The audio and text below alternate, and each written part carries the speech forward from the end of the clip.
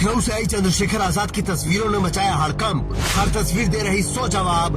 पता चल गया कौन बनेगा नवाब। एएसपी के टिकट पर हजारों दावेदार, ऐसे हुआ सबका साक्षात्कार। कहते हैं कि एक तस्वीर 1000 शब्दों के बराबर होती है, लेकिन लखनऊ से जो चंद्रशेखर आजाद की तस्वीरें आई हैं, वो सिर्फ शब्द नहीं है, बल्कि 1000 सवालों की जवाब भी हैं। कैसे, वो समझाएंगे और अंदर की तस्वीरें भी आपको दिखाएंगे। लेकिन उससे पहले समझिए कि आजाद समाज पार्टी का टिकट पाने के लिए जो दावेदार लखनऊ में पहुंचे थे, उन्होंने क्या गजब रिकॉर्ड बना दिया है। क्योंकि 403 विधानसभा सीटों पर 1200 से ज्यादा दावेदारों ने अपना बायोडाटा दिया है और इंटरव्यू में भाग लिया है। सबसे ज्यादा दावेदार बिजनौर से सामने आए हैं और दूसरे नंबर पर मुजफ्फरनगर जिले से आवेदन मिले हैं। ये अपने आप में एक रिकॉर्ड है, क्योंकि आज तक किसी पार्टी ने इस तरीके से अपने उम्मीदवारों की स्क्रीनिंग नहीं की थी और शायद किसी दूसरी पार्टी के टिकट के लिए इस तरह से लोग इंटरव्यू देंगे भी नहीं। क्योंकि हमारे देश में, खासकर उत्तर प्रदेश में, राजनीति को दबंगों का खेल कहा जाता है और कोई दबंग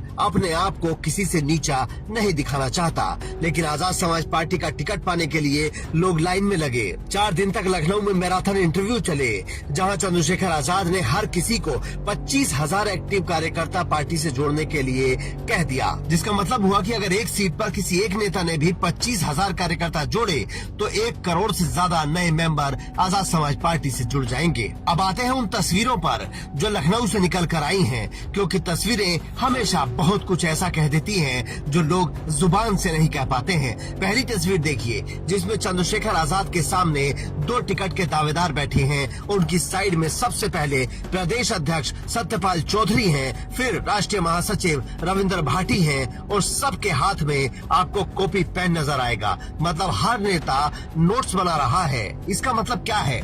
इसका मतलब ये है कि जो कुछ लखनऊ में हुआ वो औपचारिकता नहीं थी।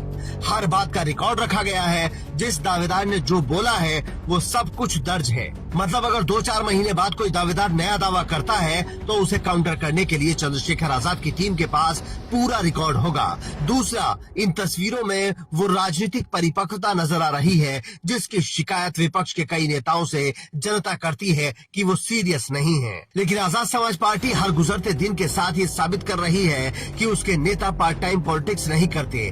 जिस पार्टी का राष्ट्रीय अध्यक्ष लगातार जनता के बीच रहता हो और हर दिन चुनावी मोड में रहे, तो उस पार्टी के नेताओं को भी कमर की पेटी बांधनी ही पड़ती है। फिर चाहे आंधी आए या तूफान रास्ता रोके, हर हाल में वो मंजिल की ओर बढ़ते हैं। लोग कह रहे हैं कि चंद्रशेखर आजाद बीजेपी की तरह एक्टिव हैं और विपक्ष का कोई भी नेता उनकी मेहनत के आगे नहीं टिकता।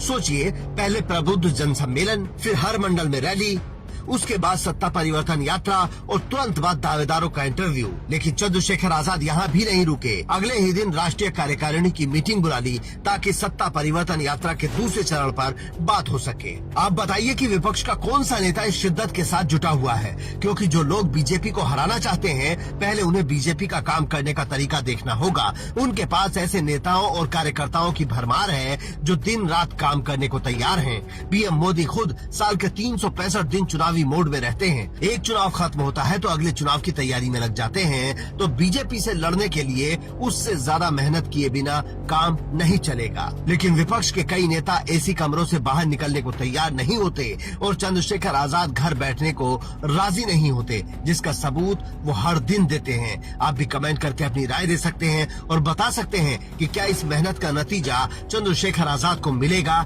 या नहीं, और स्टोरी को शेयर करके दूसरों तक भी पहुंचा सकते हैं। Bureau report, India news.